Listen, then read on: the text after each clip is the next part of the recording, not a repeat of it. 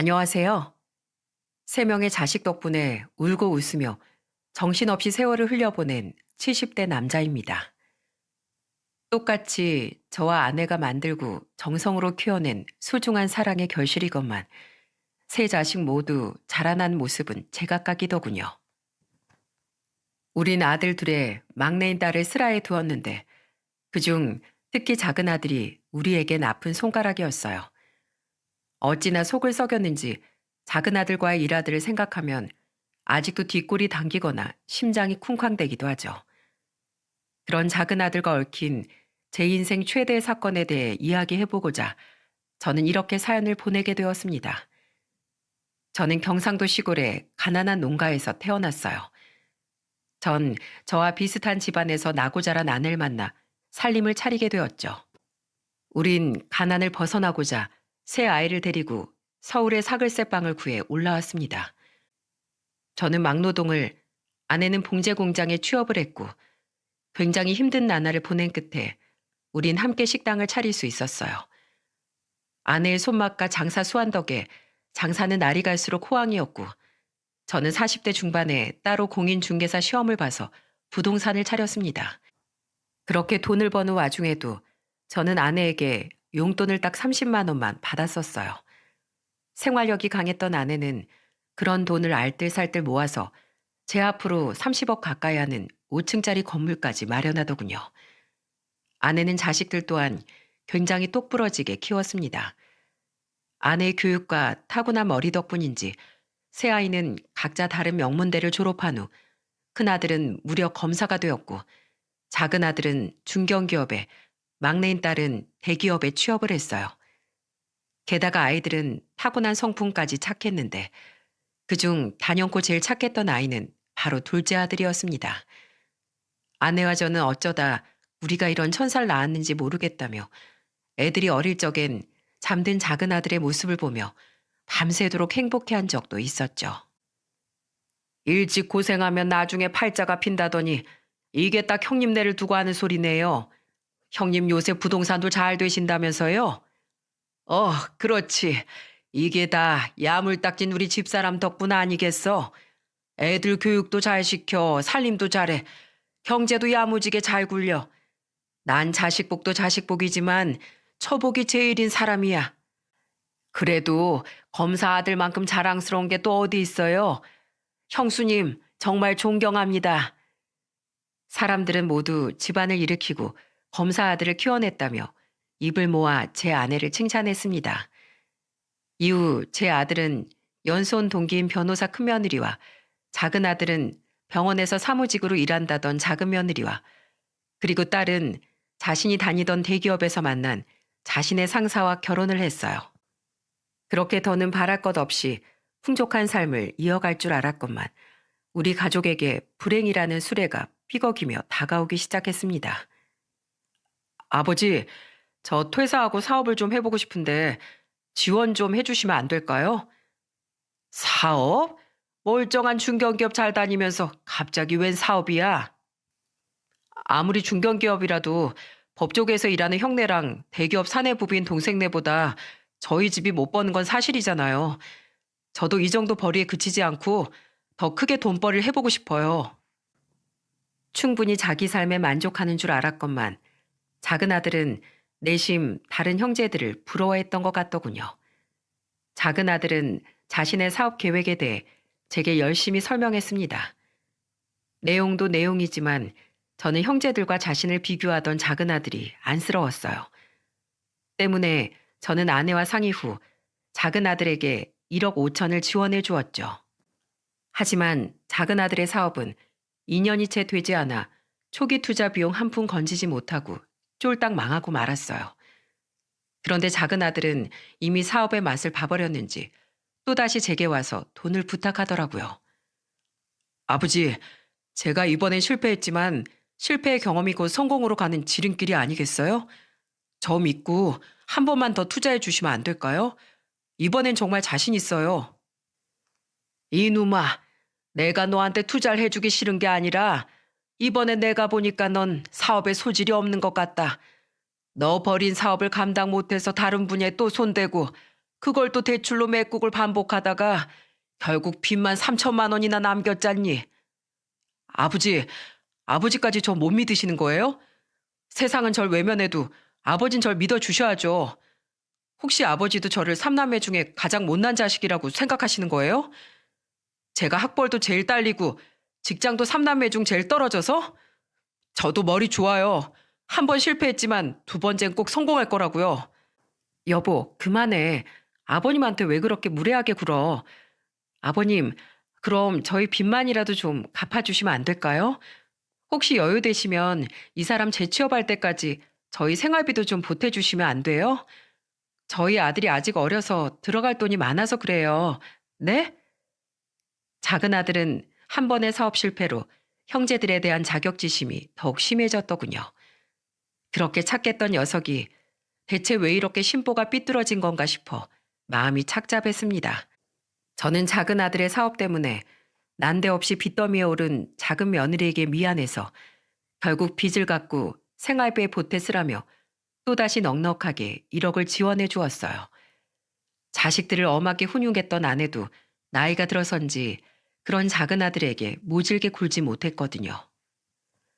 하지만 작은 아들은 그 돈을 가지고 빚은 갚지도 않고 또다시 사업에 뛰어들었더라고요. 프랜차이즈 사업에 도전한 아들은 상권 분석에 실패해 1년도 채 버티지 못하고 가게를 접어야 했죠. 저와 아내는 작은 아들에게 화도 내고 작은 며느리에게 미안해 고개를 들지 못했는데 어느 날 딸이 해준 이야기를 듣고 그만 작은 며느리의 실체를 알아버렸어요. 아빠, 그 사업 작은 새언니가 작은 오빠한테 하라고 부추긴 거야. 아빠가 작은 오빠한테 돈 해주기 전에 새언니가 나한테 돈 빌려달라고 전화 왔었거든? 진짜 목 좋은 자리를 작은 오빠가 돈 있다고 포기하자는데 자긴 아까워서 포기 못하겠다면서 나한테 글쎄 사정을 하더라니까. 그래 놓고 그거 망하니까 자기 모르는 일인 척 엄마 아빠한테 입 싹 닫고 있는 거야. 기가 막혀서 진짜. 들어보니 작은 아들에게 처음 사업을 하라고 부추긴 것도 바로 작은 며느리더군요. 1억을 받아갈 때도 사업 자금이라고 하면 제가 내놓지 않을 것 같으니 새치열을 살살 굴려 우리에게 돈을 타갔던 거죠. 기가 막혔지만 어쨌든 결과적으로 사업을 망한 건 제 아들이니 저는 작은 아들 부부를 불러 잘 타일렀어요. 하지만 실체를 들킨 작은 며느리는 도리어 더 뻔뻔스러운 모습을 보이더군요. 종문이 너, 이제 사업은 그만 포기해라. 둘째야, 종문이 그만 흔들고 이젠 네가 안 사람으로서 종문이 마음 잡고 다시 직장 잘 다니게 좀 도와주거라. 2번이면 사업해볼 만큼 해보지 않았니? 그걸 왜 저한테 그러세요? 그리고 솔직히 어딜 가든 다들 아주버님하고 형님 칭찬뿐인데 저희도 기분 상했었어요. 그래도 사업하면서 밖에서 대표 소리 듣는다고 하면 다른 사람들이 아주버님하고 제 남편 비교는 안 할 거 아니에요. 그래서 제가 사업해보라고 한 거지 뭐 저 혼자 잘 먹고 잘 살려고 그랬겠어요? 아버지, 저 창피하게 제 안 사람한테 그런 말씀을 왜 하세요? 아버지가 자꾸 그러시니까 제가 자꾸만 더 못난 사람 같잖아요. 돈도 많으시면서 그깟 2억 5천쯤 지원해 주신 거 가지고 왜 이렇게 생색이세요? 그깟 2억 5천? 이놈아, 내가 무슨 재벌이냐? 건물 하나 있다고 그게 다 바로 쓸 수 있는 현금인 줄 알아? 니놈들 결혼할 때 돈 보태주고 너 지원해주고 하느라 나랑 니 애민 건물 담보로 대출까지 받았어. 그깟 대출 금방 갚으실 수 있잖아요. 그리고 기왕 보태주실 거면 좀 몇 억씩 턱턱 보태주시든지 찔끔찔끔 그렇게 투자해 주시니까 자본금이 많이 없어서 제가 얼마 못 버텼죠. 이 녀석이 지금 아버지한테 무슨 말버릇이야? 너 우리한테 뭐 돈 맡겨놨어? 이것이 보자 보자 하니까 원. 결국 머리 끝까지 화가 난 아내는 당시 병을 앓고 있었음에도 자리를 박차고 일어나 작은 아들을 호되게 혼냈습니다. 그런데 그게 기분이 상했는지 작은 아들은 한동안 명절에도 집에 잘 찾아오지 않더군요. 여보, 우리 종문이 좀 잘 부탁해요. 그렇게 착했던 우리 아들이 왜 그렇게 돼버렸을까요?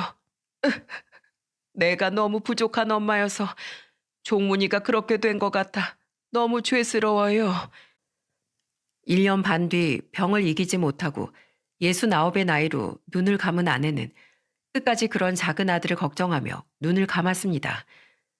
그런 자기 엄마의 마음을 알긴 알았던 건지 작은 아들은 장례식 내내 눈물을 참지 못하고 흐느꼈어요. 어머니. 하지만 그렇다고 작은 아들이 변한 건 아니더군요. 아내를 떠나보낸 지 얼마 되지 않아 작은 아들은 또다시 저를 찾아와 이러더라고요.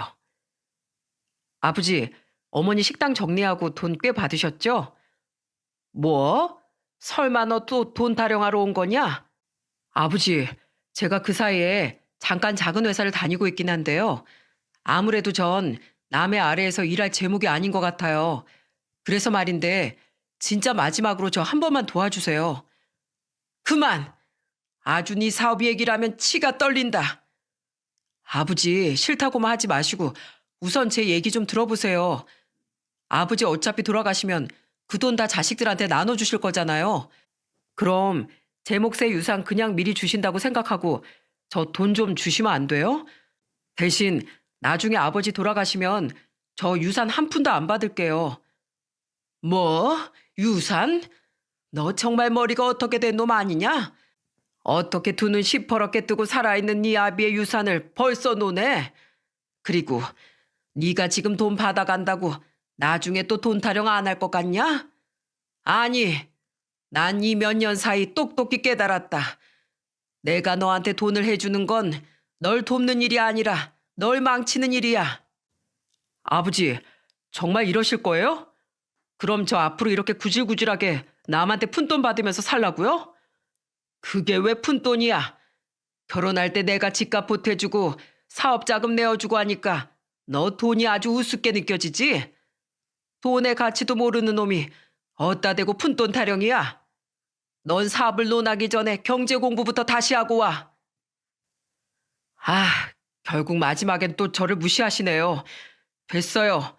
저 정말로 두 번 다시 이 집 안 올 거예요. 그래, 오지 마. 내가 잠시 네가 변한 게 아닌가 하는 바보 같은 기대를 했었다.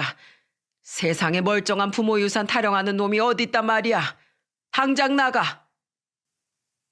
아내의 장례식을 계기로 겨우 얼굴을 보게 됐던 작은 아들은 결국 그날 이후 다시 저희 집에 발길을 끊어버렸어요. 그렇게 작은 아들과 전혀 교류하지 않고 살다가 다시 작은 아들을 만나게 된 건 1년이 지난 연말이었습니다. 아버지, 우리 아버지 댁에서 가족끼리 송년 파티 한번 하는 거 어떠세요? 됐다. 자식 하나도 집에 발길 끄는 이 마당에 무슨 송년 파티냐. 아버지, 그래도 언제까지 종문이 얼굴 안 보고 사실 순 없잖아요. 제가 잘 설득해서 데려올 테니까 아버지가 종문이 한 번만 봐주세요. 걔가 여기 또 와봐야 돈 얘기밖에 더 하겠어.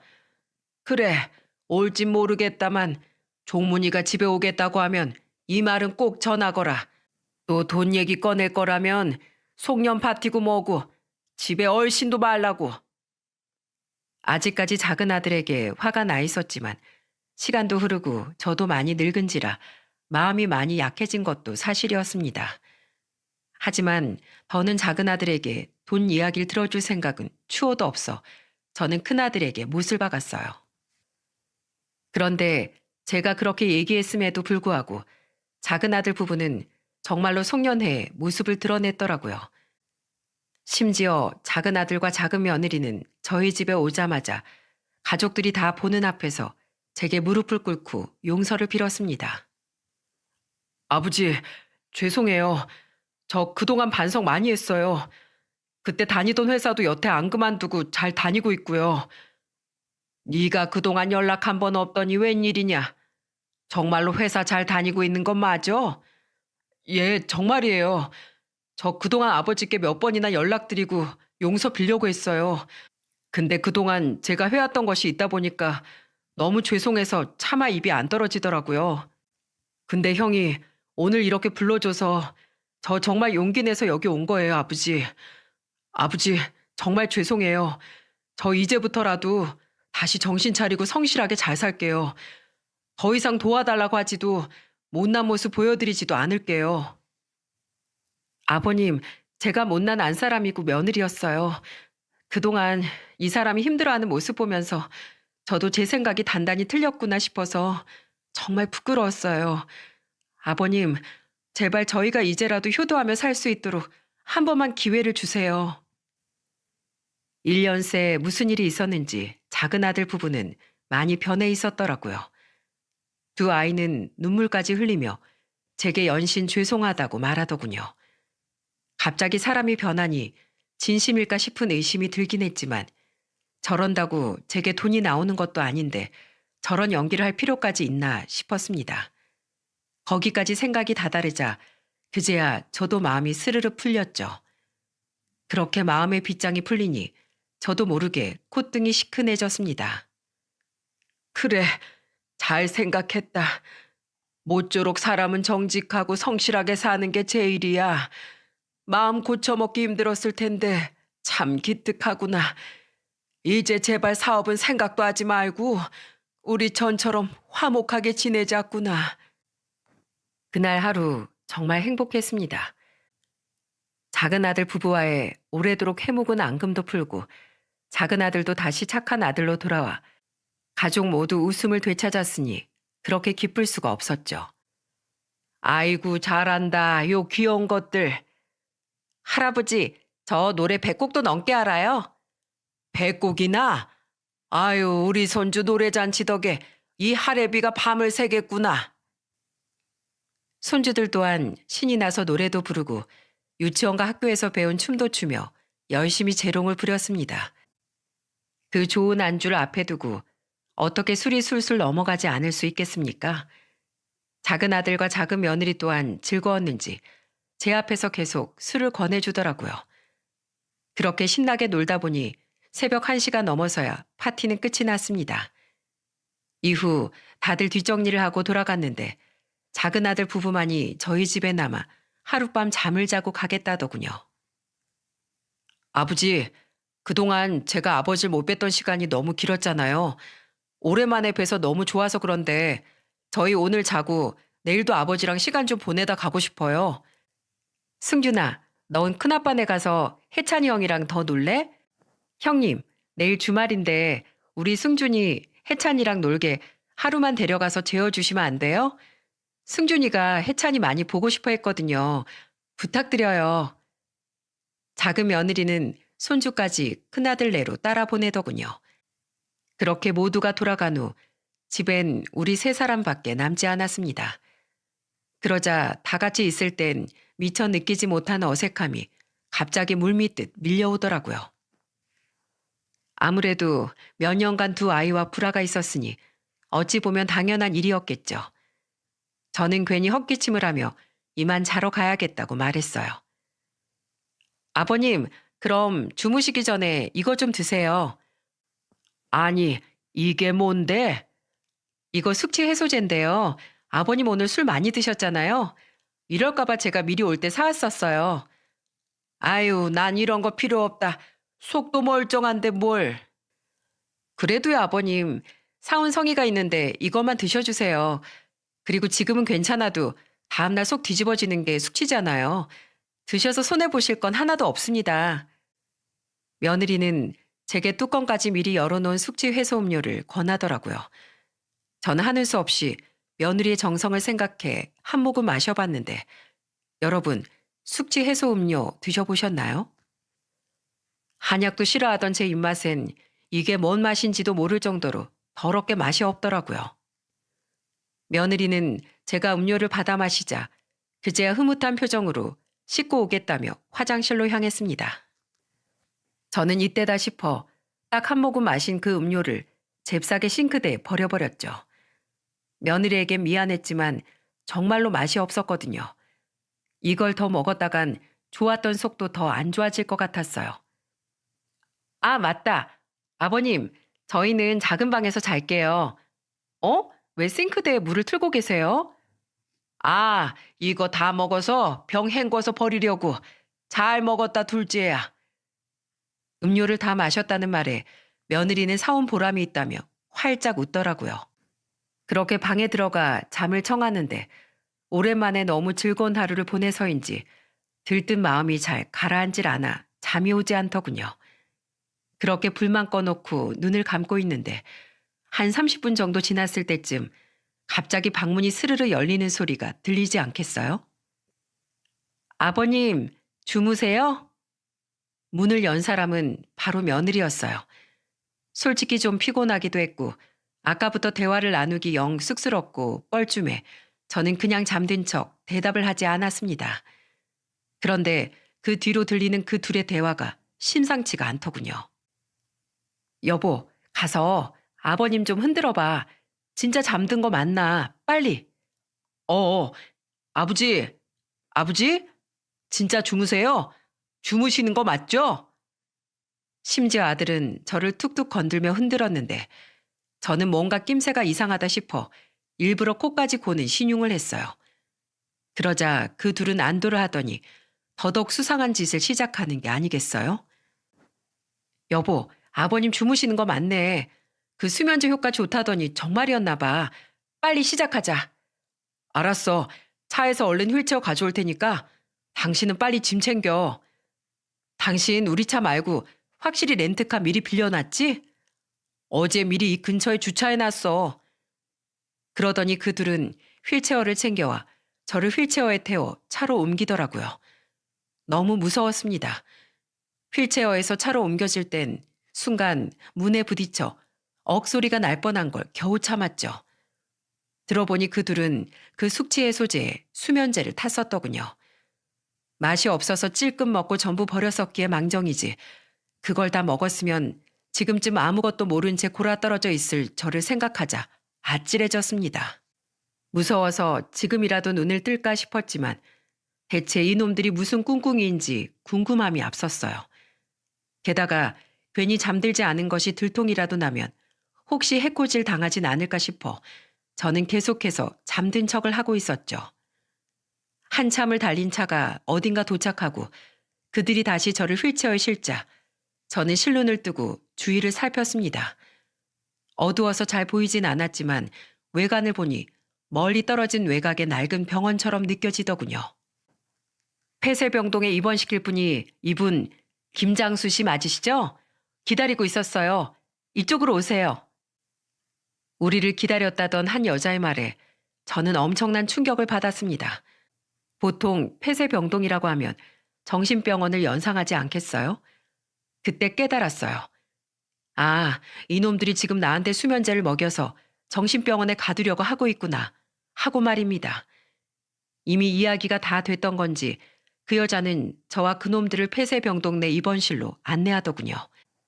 그렇게 침대에 옮겨 누워진 뒤 병실 문이 닫히는 소리가 들렸습니다. 옆엔 작은 아들 부부가 여전히 제 곁을 지키고 있는 것 같았어요. 저는 눈을 꾹 감은 채 최대한 시간을 벌려 계속해서 자는 척을 했죠. 아버지 언제 깨어나시는 거야? 글쎄, 밖에 해가 중천인데 피곤해 죽겠어. 흔들어서 깨워볼까? 시간이 얼마나 지났는지 모르겠지만 이곳으로 옮겨진 뒤로도 몇 시간은 지난 것 같더라고요. 저는 두 사람의 대화를 듣곤 이제 잠에서 깬 척을 해도 될 것 같아 조심스레 몸을 뒤척였습니다. 그리곤 천천히 눈을 뜨니 긴장된 표정으로 절 바라보는 작은 아들과 두근거리는 표정의 작은 며느리가 눈에 들어오더군요. 아버님 깨셨네. 아버님 잘 주무셨어요? 얼른 일어나 보세요. 우리 할 이야기가 많아요. 여기가 어디냐? 내가 왜 여기 있어? 아버지, 여기 정신병원 폐쇄병동이에요. 아버지 속이고 이런 데로 모셔서 죄송한데 저도 이런 것 말곤 이제 방법이 없어서요. 그래도 저 아버지 해칠 생각은 없어요. 제가 시치미를 떼고 묻자 작은 아들 부부는 둘러댈 생각도 없이 대답하더라고요. 저는 짐짓 놀란 표정을 짓고 침대에 걸터 앉았습니다. 그리곤 대체 무슨 꿍꿍이인지 궁금해 작은 아들에게 저희를 물었죠. 그렇게 작은 아들의 입에서 나온 말은 엄청난 충격 그 자체였어요. 아버지, 저 사실 회사 다니고 있다는 거 다 거짓말이에요. 그 회사 진즉에 그만둔 지 오래고 그동안 모아놓은 돈도 거의 다 떨어져 가고 있어요. 게다가 아버지, 저희 세 식구 지금 월세 살아요. 물론 그동안 사업 망한 건 제 잘못이지만 아버진 그동안 이런 제 사정을 쭉 모른 척 하셨죠. 뭐야 이놈아? 내가 널 모른 척 했다고? 그럼 내가 그동안 너한테 지원해준 결혼 자금, 물론 내가 집을 사주지 못했지만 집값에 보태준 돈, 그리고 사업 자금들까지 그런 건 다 돈 아니고 뭐니? 어? 자식이 달라고 하면 다 퍼주는 게 그게 부모인 줄 알아? 그래서 날 여기로 데려와서 뭘 원하는 건데? 아버지, 여기 이 병원 허가받지 않고 하는 무허가 정신병원이에요. 제 아내가 일하던 정신병원에서 건너 건너 알아낸 철통 보안을 자랑하는 병원이라고요. 돈 받고 사람 가둬주는 곳이라 우리가 빼내주기 전까진 아버지 여기서 절대 못 빠져나가세요. 아버지 휴대폰도 제가 집에 두고 와서 다른데 연락도 못 하실 거예요. 뭐라고? 깜짝 놀랐습니다. 전 작은 며느리가 병원 사무직으로 일한다는 것만 알았지 정신병원에 근무하고 있었는진 몰랐거든요. 작은 아들 부부가 딱히 말한 적이 없으니 차마 몰랐던 거죠. 작은 아들은 당황스러워하는 기색의 저를 보곤 입술을 잘근잘근 깨물며 말을 잇더라고요. 아버지, 그러니까 영영 아무도 모르게 여기서 늙어 돌아가시기 전에 저한테 그 30억짜리 건물 넘겨주세요. 아니면 저 확 이 자리에서 혀 깨물고 죽어버릴 거예요. 뭐? 그 말도 안 되는 소리 하지 마라. 그 건물은 네 엄마가 피눈물로 이뤄낸 재산이야. 그러니까 그렇게 힘들게 이룬 재산 결국 자식들한테 나눠주려고 그랬던 거 아니냐고요. 아니면 그 건물 담보로 대출을 받든 그 건물을 팔아서든 간에 저한테 제목 10억이라도 주시든가요. 아버지, 저 더 이상 돈 날 구멍도 없고 경력도 애매하게 끊겨서 말단계어만 전전하며 하찮게 살고 싶지도 않아요. 형제들 중 저만 못난 놈 취급받는 거 이젠 아주 지긋지긋하다고요. 이렇게 아버지한테 수면제까지 먹여서 여기로 모시고 온 거 보면 모르시겠어요? 저 이제 이판사판이에요. 사즉생, 생즉사 아시죠? 죽으려고 하면 살고, 살고자 하면 죽을 거라는 말이요. 아버지까지 이렇게 모시고 온 마당에 저 더 이상 물러날 곳도 없어요. 아버지가 돈 주실 때까지 여기서 버티던가 끝까지 안 주시면 이 자리에서 확 죽어버리던가 둘 중 하나라고요. 제가 죽고 이 사람도 도망가 버리면 아버지 어떻게 되실 것 같아요? 아버진 평생 여기서 아무도 못 만나고 쓸쓸히 죽어갈 거예요. 그러니까 얼른 돈 주세요. 시간 끌지 말고. 맞아요, 아버님. 저희 절대로 아버님이 돈 주시기 전까진 여기서 보내드릴 생각 없어요. 차도 우리 차 안 끌고 왔고 렌트카도 다른 사람 이름으로 빌려놔서 우리가 여기 온 걸 알 수 있는 사람도 없고요. 아마 우리가 렌트카 빌린 줄도 아무도 모를걸요? 아버님, 이렇게까지 발악하는 작은 아들이 불쌍하지도 않으세요? 우리 쉽게 가요. 네? 이 고얀 놈들아. 대체 그깟 돈이 뭐라고 부모까지 못 알아보는 거냐? 응? 종문아, 네 말대로 그 유산 나중에 어차피 다 너희한테 갈 건데 왜 이렇게 섣부르게 욕심을 부리는 거냐? 그렇게 성급히 굴다간 너 단단히 체해. 그러니까 그거 저는 못 기다리겠다고요. 아버지, 제발 저 좀 도와주세요. 저 너무 힘들어요. 우리 같이 좀 살자고요. 형하고 신이네는 잘 살잖아요. 예? 제발요. 저에게 으름장을 놓던 작은 아들은 끝내 울음을 터뜨리며 제게 무릎까지 꿇고 빌기 시작했습니다. 아버지, 제가 오죽하면 이런 방법까지 썼겠어요. 저도 괴로워요. 제 손으로 아버지한테 이런 짓까지 하고 싶지 않았다고요. 자식이 이렇게까지 코너에 몰렸으면 부모로서 좀 도와주실 수 있는 거 아니에요? 저 이번엔 진짜 괜찮은 아이템이 있어서 그래요. 돈 주시면 저 더 이상 아버지 앞에 나타나지도 않을게요. 예? 아버지, 제발요. 처음부터 눈앞에 보이지도 않았으면 저놈이 욕심낼 일도 없었을 텐데 저와 아내가 돈을 벌고 모은 것이 문제였는지 아니면 대체 뭐가 저놈을 저렇게 괴물로 만들어버린 건지 억장이 무너지더군요. 이놈아, 네가 어쩌다 이런 괴물이 되어버렸니? 어릴 적부터 학교에서 맛있는 거 나오면 먹지도 않고 부모에게 가져다 주고 형제들 사이에서도 닭다리 하나 욕심낸 적 없던 네가 대체 왜 이렇게 되어버린 거냐고. 넌 나와 너희들 엄마에게 천사 그 자체였다. 어떻게 우리 배로 너 같은 천사를 낳았나 싶어서 밤새도록 잠든 네 얼굴을 바라보며 행복해한 적도 있었어. 종문아, 제발 정신 좀 차리거라. 제가 아무리 울며 애원을 해도 작은 아들은 제발 돈을 달라고 눈물로 사정만 할 뿐이었어요. 그런데 그때였습니다. 아버지, 여기 계세요? 아버지! 형? 순간 병실 문이 쾅 하고 열리더니 우리 큰아들이 가쁜 숨을 몰아쉬며 저를 찾더라고요. 큰아들의 뒤론 경찰들이 몇 명이나 서 있었죠. 아버지, 괜찮으신 거예요? 어디 다치신 데는 없어요? 난 괜찮다. 괜찮어. 아무 일 없었다. 김종문 너 이 자식. 감히 겁도 없이 아버지한테 이런 일을 벌여?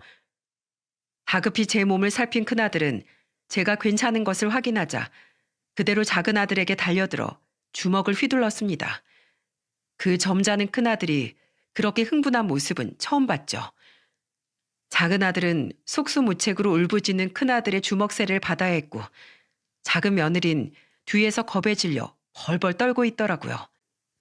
이 녀석아, 그렇게 끝까지 형이 널 포기하지 않고 아버지도 널 믿어줬는데 어떻게 네가 가족한테 이런 짓을 할 수가 있어? 돌아가신 어머니한테 죄송하지도 않아? 형. 아버님, 이게 대체 어떻게 된 일이에요? 작은 며느린 바들바들 떨며 뻔뻔하게도 제게 자초지정을 물어보더라고요. 큰아들은 아직도 충격을 먹고 떨고 있던 저를 대신해 작은 며느리에게 소리쳤습니다.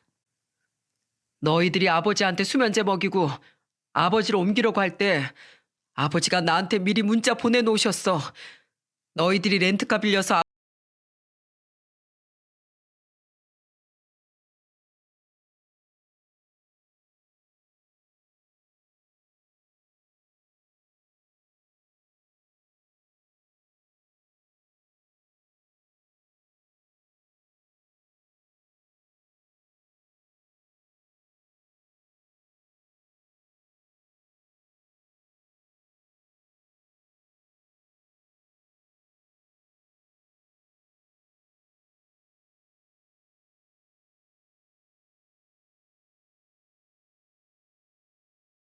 아버지 휠체어에 태우고 어디론가 데려가려고 한다고. 휴대폰도 빼앗길 것 같으니까 얼른 자기 좀 찾으러 와달라고 말이야. 대체 너희들이 무슨 꿍꿍이인지 알아봐야 할 것 같다면서 아버진 일부러 너희한테 속아준 척 하신 거라고, 이 범죄자들아. 아버진 애초에 그 수면제 한 모금 빼곤 드시지도 않으셨어. 이 악마 같은 여자야. 또 당신이지? 당신이 내 동생을 또 부추겼지? 아내가 돼서 정신 못 차린 이 자식을 말리지 못할 망정. 어떻게 둘이 이렇게 똑같아? 어? 네, 저는 작은 아들과 며느리가 휠체어와 짐을 챙기러 간 사이 다급하게 큰아들에게 문자를 보내놓았습니다. 설마 제가 무슨 일을 당할 줄 알고 아무런 대비도 없이 작은 아들에게 끌려왔겠어요? 마침 잠에 들어있지 않던 큰아들은 제 문자를 받은 즉시 저희 집으로 경찰들을 이끌고 출발을 했던 겁니다. 그리고 빠르게 수사를 시작한 덕에 몇 시간 만에 우릴 추적해 저를 찾아낼 수 있었던 거죠. 아버지, 저는 놓으라고. 우리가 뭘 했다고 이 난리야? 아주버님, 정말 가족한테 1억이에요? 작은 아들과 작은 며느리는 그 자리에서 현행범으로 체포되었습니다. 흐느끼며 고개를 푹 숙인 작은 아들과 다르게 작은 며느리는 끝까지 발악을 했죠. 이후 저희 큰아들은 자기 손으로 자신의 동생과 재수를 기소했어요. 결국 감금, 협박, 폭행으로 작은 아들과 작은 며느리는 각각 징역 1년과 1년 2개월형을 받았습니다. 그리고 불법으로 환자들을 감금했던 그 무허가 정신병원 관계자들 또한 모조리 법의 처벌을 받았고 억울하게 갇혀있던 병씨 사람들은 모두 풀려날 수 있었어요. 알고 보니 제 납치 사건을 전부 주도한 사람이 바로 며느리더라고요. 며느리는 자신이 일하던 병원 내에서 약을 훔쳤고 그 무허가 병원을 직접 알아보고 제 강제 입원을 주선하는 등 아주 치밀한 범죄를 계획했더군요. 때문에 작은 아들보다 더 무거운 형량을 받게 된 거죠. 그렇게 두 놈이 법의 처벌을 받은 뒤에도 제 충격은 쉽사리 가시질 않았습니다. 결국 저는 마음을 추스를 겸 고향에 남겨진 돌아가신 부모님의 집으로 떠났어요. 그리고 고향에 묻혀있는 아내의 묘를 자주 들여다보며 매일같이 혼잣말을 했죠. 여보, 대체 부모 자식은 뭐고 가족은 뭘까? 나이가 70이 넘었건만 난 아직도 모르겠소. 당신이라면 앞으로 어떻게 하겠어? 그놈이 교도소에서 나오면 내가 그놈을 다시 자식으로 받아줄 수 있을까? 아니면 이대로 영영 그놈을 포기해야 하는 건가? 난 정말 모르겠어. 그렇게 마음 정리도 제대로 하지 못한 채 한 달이 지난 어느 날이었습니다. 장인어른, 아버지. 한동안 혼자 있고 싶다고 말했건만 그새를 못 참고 큰아들과 사이가 저를 찾아왔더군요. 큰며느리와 딸은 애들을 보느라 못 왔다고 큰아들이 말했습니다. 당시 특히 큰며느리는 작은아들의 아들까지 맡아 돌봐주고 있었거든요. 그리고 두 사람은 제게 그만 집으로 돌아가자고 설득을 하기 시작했어요. 아버지, 밥도 잘 안 챙겨 드시고 계시죠? 지금 너무 많이 야위셨어요. 안 가시면 저도 검찰이고 뭐고 다 때려치우고 안 내려갈 겁니다. 맞습니다, 장인어른. 저도 오죽했으면 여기까지 왔겠어요. 장인어른이 같이 안 내려가시면 저도 형님 따라서 여기서 한 발자국도 안 움직일 겁니다. 대체 왜들 이러는 거야? 난 자식을 교도소에 보낸 애비야. 나 같은 자격 없는 부모는 이렇게 조용히 살다 생을 마무리하는 게 맞을지도 몰라. 힘없는 제 말에 두 사람은 잠시 말을 잃더군요. 그리고 이내 사이는 제 손을 잡고 한자 꾹꾹 눌러 제게 이런 말을 했어요. 장인어른, 자식을 교도소에 보낸 게 왜 부모 자격이 없는 거예요? 잘못한 자식을 봐주지 않고 교도소에 보내 죗값을 치르게 하는 거 절대 아무나 못할 일입니다. 저도 딸들이 있지만 장인어른처럼 어려운 결단은 절대 내리지 못했을 거예요. 자식이 죄를 뉘우치길 바라는 간절한 마음이 있었기 때문에 장인어른은 그런 결정을 하신 거잖아요. 오히려 대단한 일을 하신 거라고요. 장인어른, 저는 장인어른이 존경스럽습니다. 분명 하늘에 계신 장모님께서도 장인어른에게 고마워하고 계실 거예요. 그러니 죄책감 가지지 마시고 장인어른을 걱정하는 자식들을 위해서라도 그만 돌아오세요. 그리고 작은 형님의 일은 장인어른뿐 아니라 모든 가족의 일이니까 다 같이 함께 상의해봐요. 네? 자네 요새 어디 인터넷에 글이라도 쓰나? 왜 이렇게 말을 잘해? 사위의 멋있는 말에 큰아들은 놀란 표정을 짓더라고요. 사위의 말에 크게 감동을 받았던 전 그런 큰아들의 너스레에 그만 웃음을 터뜨리고 말았죠. 결국 사위의 진심 어린 위로와 설득으로 저는 다시 서울로 돌아왔습니다. 그리고 얼마 뒤 큰아들은 모든 가족이 모인 자리에서 제게 이렇게 말하더군요. 아버지, 아무리 못나도 종문이 우리 형제고 아버지 자식 아닙니까? 제가 그놈 제 검사복 벗는 한이 있더라도 어떻게든 사람 만들어 볼게요. 아버지도 이렇게 종문이 그냥 놓아버리면 평생 가슴이 한으로 남으실 거잖아요. 종문이가 얼마나 착한 애였는지 누구보다 여기 있는 우리 가족들이 잘 알잖아요. 동생들을 무척이나 아꼈던 큰아들은 어떻게든 작은아들을 다시 가족 품으로 데려오고 싶어 하더군요. 이후 큰아들은 몇 번이나 작은아들에게 면회를 갔던 모양입니다. 그렇게 몇 달 뒤 큰아들은 자신과 함께 작은아들의 면회를 가면 안 되냐며 제게 조심스레 부탁을 하더라고요. 아버지, 종문이 지금 정말 진심으로 많이 반성하고 있어요. 종문이 아버지한테 너무 죄송해서 아버지 이름만 나와도 펑펑 울어요. 자기가 무슨 짓을 한 건지 모르겠다면서 아버지 괜찮으시냐고 아버지 걱정만 해요. 아버지, 작은 아들한테 한 번만 더 기회를 주실 수 없을까요? 일단 가서 면회라도 한 번만 해보시면 안 돼요? 큰아들의 설득에 저는 반신반의하는 마음으로 작은 아들의 면회를 갔습니다. 한 번 작은 아들의 거짓 참회에 속긴 했지만 끝까지 동생을 포기하지 않는 큰아들에게 아버지로서 스스로 부끄러운 마음이 들었거든요. 교도소에서 다시 만난 작은 아들은 그동안 고생이 심했는지 두 볼이 푹 패여 있더군요. 그리곤 저를 보자마자 엉엉 울음을 터뜨리더니 정말로 진심으로 제게 용서를 빌기 시작했어요. 아버지, 제가 정말 잘못했어요.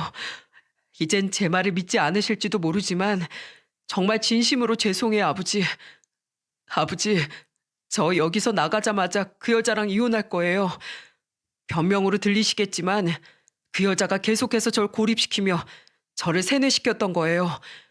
저는 다른 형제들에 비해 부족하고 못났으니 부모님이 창피할 거다. 부모님께 인정받으려면 형제들보다 더 잘난 직업을 가져야 한다. 우리 자식도 다른 손주들보다 더 못한 취급을 받게 될 거다. 이러면서요. 처음엔 말도 안 되는 말이라고 생각했는데 사람이라는 게 계속해서 반복된 말을 듣다 보니까 정말 그게 맞는 말처럼 느껴지더라고요. 그렇게 도전한 사업이 망하니까 제 자신이 더욱 쓸모없게 느껴지고 유일하게 제게 달콤한 말을 건네는 아내가 진심으로 절 위하는 사람처럼 느껴졌어요. 그래서 이번 일도 그 여자가 제게 하는 말에 바보처럼 현혹된 거예요. 이렇게 하면 아버지가 마음이 약해져서 제 부탁을 거절하지 못할 거라는 악마의 속삭임이에요. 그런데 이렇게 교도소에 와서 그 여자와 떨어져서 지내다 보니 알겠더라고요. 제가 기가 얇은 못난 놈이라 그런 여자의 말에 속았다는 걸요.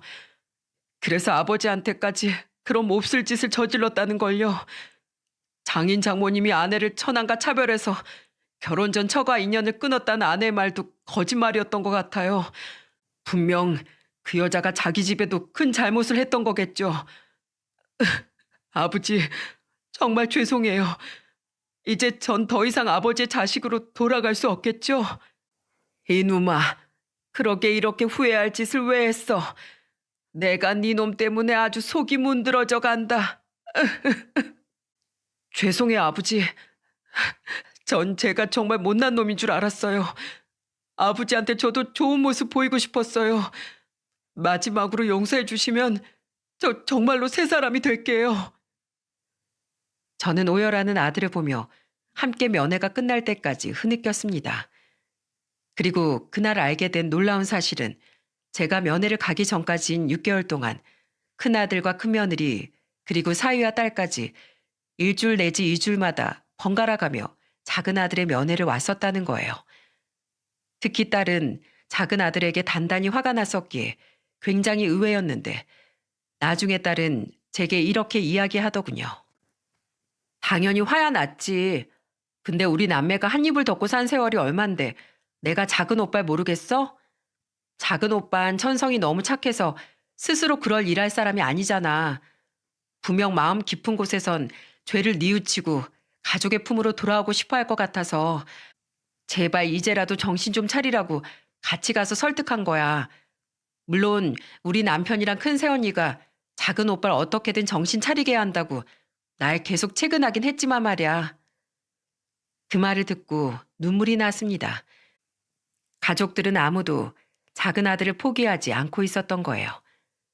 누군가는 누군가를 용서하라고 또 누군가는 죄를 뉘우치고 반성하라고 설득하며 우린 그렇게 가족이란 틀 안에서 서로를 지키고 있었던 겁니다. 제가 아내에게 수도 없이 물었던 가족이란 무엇인가, 이것에 대한 해답은 바로 우리 가족 안에 있었던 거죠. 서로 믿어주고 포기하지 않는 것, 언제든 돌아올 공간을 최선을 다해 비워주고 있는 것, 그것이 바로 그토록 제가 세상에 질문하던 가족이었던 거예요. 저는 그 가르침을 바로 자식들과 며느리, 그리고 사위에게 비로소 얻을 수 있었던 겁니다. 그 이후로도 우린 여전히 작은 아들의 면회를 갖고 시간이 흘러 작은 아들이 출소를 한 지 벌써 1년이라는 시간이 지났네요. 아버지, 저 일 다녀오겠습니다. 우리 아들, 아빠랑 같이 나가자. 아빠가 학교 태워다 줄게. 정말로 세 사람이 된 작은 아들은 지금 교도소에서부터 배운 자동차 정비 기술로 자격증을 딴 뒤 카센터에서 일을 하고 있어요. 작은 아들은 작은 며느리가 출소하자마자 이혼을 했습니다. 작은 며느리는 작은 아들에게 할 말이 많은 듯 시뻘개진 눈으로 작은 아들을 노려보고 있었지만 검사인 큰아들이 무서웠는지 찍소리도 못하고 순순히 동의를 했죠. 작은 오빠, 카센터에서 경력 쌓아서 자기 카센터 차리게? 작은 형님, 그것도 좋네요. 작은 형님이 사업이라면 치를 떨긴 하지만 자기 돈 모아서 하는 작은 사업은 괜찮잖아요. 둘 다 괜히 종문이한테 사업 얘기 꺼내지 마. 제 요새 사업에 사자만 들어도 치를 떨어. 서방님, 이거 놀림거리로 10년은 좋게 가겠는데요? 지금 다른 가족들은 작은 아들만 보면 사업 이야기로 놀리곤 합니다. 작은 아들은 그럴 때마다 질색을 하며 제게 반사적으로 죄송하다는 말을 하곤 하죠. 물론 가족 모두에게 아픈 이야기지만 그래도 이렇게 농담을 할 수 있을 정도로 다들, 특히 작은 아들과 제가 한 걸음 성장한 것 같아 다행일 따름이에요. 작은 아들은 직장을 쭉 다니며 돈을 모아 앞으로 저처럼 공인중개사 시험을 보고 공인중개사 일을 하고 싶다고 합니다. 혹시라도 부동산을 차리게 된다면 제 도움은 전혀 필요 없으니 절대 돕지 말아달라고 하더라고요. 자신의 능력으로 다시 굳게 일어나는 모습을 꼭 저에게도 그리고 자신의 아들에게도 보이고 싶다고 말이죠. 저는 자신의 약점을 당당히 마주한 작은 아들이 또다시 악마의 속삭임에 현혹되지 않도록 항상 아버지로서 아들을 보호해주며 앞으로도 잘 살아갈 생각입니다. 저는 가족이란 무엇인가에 대해 말하고 싶어 이렇게 사연을 보내게 되었어요. 저는 제가 부모로서 무조건 자식들을 가르치고 이끌어 가야 된다고 생각했습니다. 제가 자식을 놓으면 우리 가족은 무너지게 된다고 생각했죠. 하지만 이번 일을 겪으며 저는 제 자신 또한 가족 구성원의 한 사람일 뿐이라는 걸 깨달았어요. 저를 가르치고 저를 이끌어내고 저를 설득한 자식들과 며느리 사이가 아니었다면 저는 작은 아들을 끝내 용서하지 못하고 아들의 부모임을 포기했었을지도 모릅니다. 그러니 저처럼 수십갈래 고민에 빠진 부모님들께 꼭 이 말씀을 전해드리고 싶어요. 길을 잃었을 땐 스스로의 고민에 빠져 있지 말고 다른 가족에게 도움을 꼭 요청하라는 말입니다. 그 사랑이 부모님이든 자식이든 할 것 없이 그들 또한 여러분과 똑같은 한 사람의 가족이기에 분명 가족으로서 여러분과 함께 고민하고 더 현명한 해답을 내줄 수 있을 겁니다. 그렇게 함께 고민하고 답을 향해 달려가는 존재, 그것이 바로 가족이니까요. 이렇게 제 사연을 들어주셔서 정말 감사드립니다. 모두들 가족 안에서 행복한 시간 보내시길 바래요.